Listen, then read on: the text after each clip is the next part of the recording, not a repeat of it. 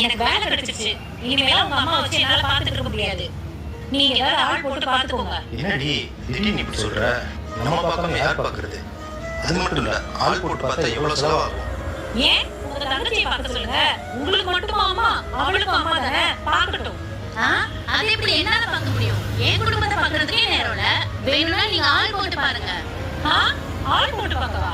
அப்ப சம்பளம் நீ கொடுக்குறியா? அது எப்படி நான் கொடுக்க முடியும்?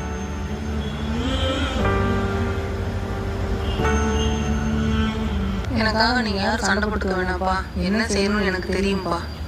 இதுல உங்க 2 பேருக்கு தேவையான துணிமணி இருக்கு. எடுத்து வெளியே வாங்கடா. பத்திரம் என் பேர்ல இருக்கு. நீங்க என்ன பாக்குறது? வாயை வச்சுக்கிட்டு சும்மா இல்லாம வேலை கிடைச்சிச்சுன்னா ஆட்டமா ஆடுறேன். அம்மா பத்திரத்தோட பத்திரமா இருக்கு. நமக்கு தான் அடுத்த வேலை சமைக்கிறதுக்கு பாத்திரம் இல்லாம இருக்கும்.